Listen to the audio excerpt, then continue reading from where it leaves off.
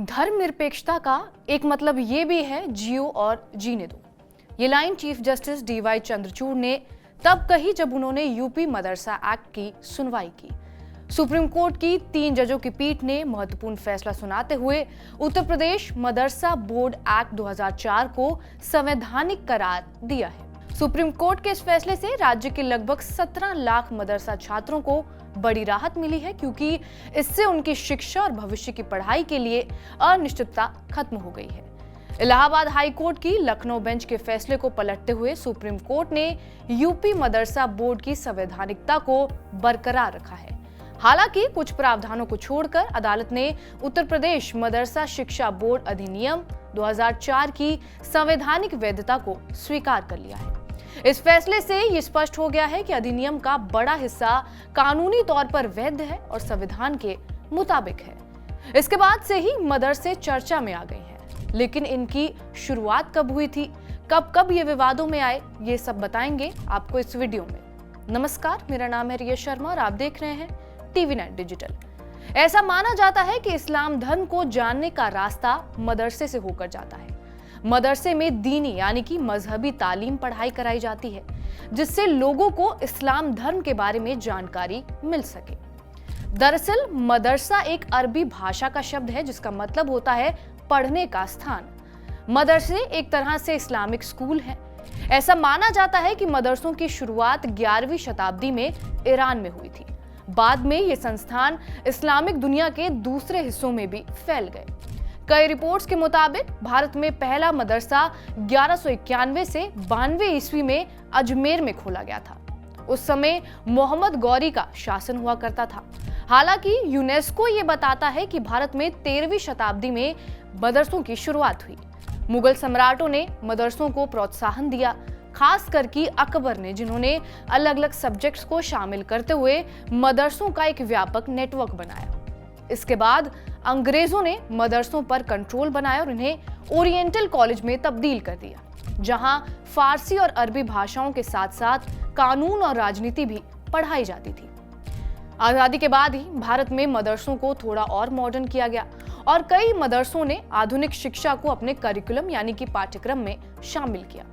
प्रभावशाली मदरसों में बात की जाए तो लखनऊ का फिरंगी महल और दक्षिण एशिया के सबसे पुराने और सबसे प्रभावशाली इस्लामी मदरसों में से एक दारुल उलूम देवबंद शामिल है। इसके अलावा ये भी कहा जाता है कि मदरसे ना सिर्फ धार्मिक शिक्षा केंद्र के रूप में काम करते थे, बल्कि ऐसी जगह भी थे जहां मैथ्स, एस्ट्रोनॉमी और मेडिसिन जैसे धर्मनिरपेक्ष सब्जेक्ट्स पढ़ाए जाते थे और पढ़ाए जाते हैं।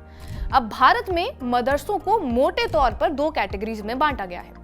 मदरसा दरसे निजामी, ये आजाद सार्वजनिक धर्मार्थ संस्थान है जो खास तौर से धार्मिक शिक्षा प्रदान करते हैं, लेकिन राज्य शैक्षिक करिकुलम का पालन करने के लिए बाध्य नहीं है। दूसरे मदरसे हैं मदरसा दरसे आलिया।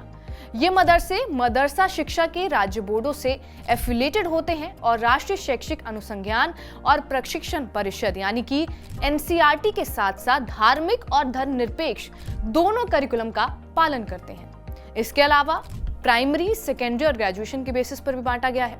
प्राइमरी स्तर के मदरसे को तथानिया कहा जाता है, जूनियर स्तर के मदरसे को फौकानिया कहा जाता है और इससे उच्च स्तर यानी मुंशी, मौलवी, आलिम, कामिल और फाजिल की पढ़ाई आलिया और उच्च आलिया स्तर के मदरसों में कराई जाती है।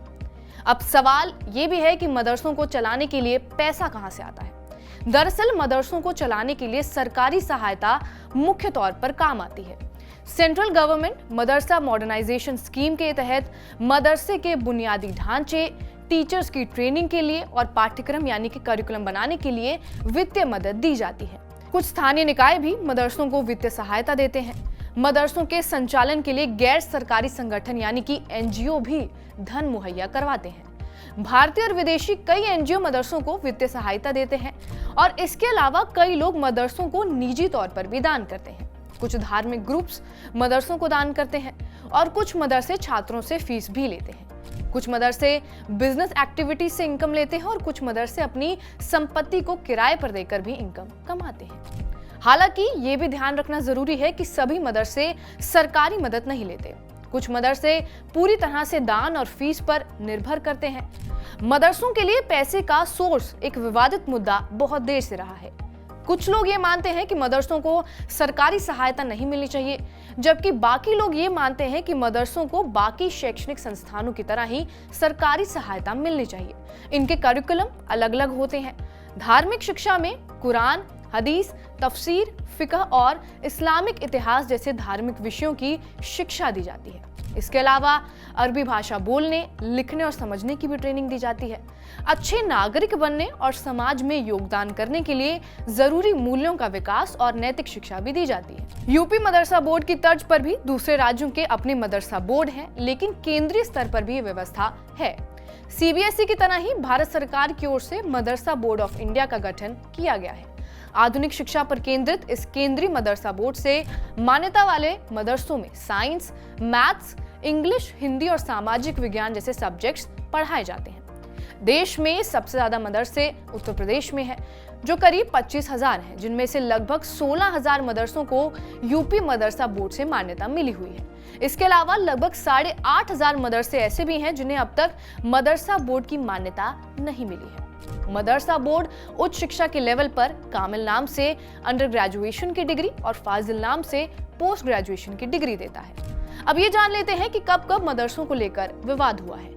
कई आलोचकों का तर्क ये होता है कि कई मदरसे धर्मनिरपेक्ष शिक्षा की कीमत पर धार्मिक शिक्षा पर बहुत ज्यादा ध्यान देते हैं, जिससे व्यापक शिक्षा में एक अंतर पैदा होता है जो मॉडर्न समाज में छात्रों की संभावनाओं में रुकावट ला सकता है। और इससे पहले भी यूपी में मदरसों को लेकर विवाद हो चुका है। यूपी में एसआईटी यानी कि स्पेशल इन्वेस्टिगेशन टीम की एक जांच में 13,000 मदरसे अवैध पाए गए थे। तब इन मदरसों को बंद करने की सिफारिश की गई थी। अवैध पाए गए ज्यादातर मदरसे भारत नेपाल बॉर्डर पर मौजूद थे। जांच में ये पाया गया कि काफी मदरसे ऐसे हैं जो हिसाब किताब का ब्यौरा नहीं दे पाए। एसआईटी को आशंका ये भी थी कि इन मदरसों का निर्माण हवाला के जरिए मिल रहे धन से किया जा रहा है। कई मदरसों संचालकों ने यह स्वीकार भी किया था कि इनका निर्माण खाड़ी देशों से मिले चंदे से किया गया। बीते 25 सालों में बहराइच, श्रावस्ती, महाराजगंज और सिद्धार्थनगर समेत कई जिलों में तेजी से मदरसे बने हैं। तो ये हमने आपको बताया कि कैसे मदरसों की शुरुआत हुई, मदरसों में क्या क्या करिकुलम होता है और किन किन वजहों से ये विवादों में रहे हैं। आपको ये वीडियो कैसा लगा हमें कमेंट बॉक्स में जरूर बताएं। बाकी देश और दुनिया की तमाम बड़ी खबरों के लिए बने रहिए हमारे साथ TV9 डिजिटल पर।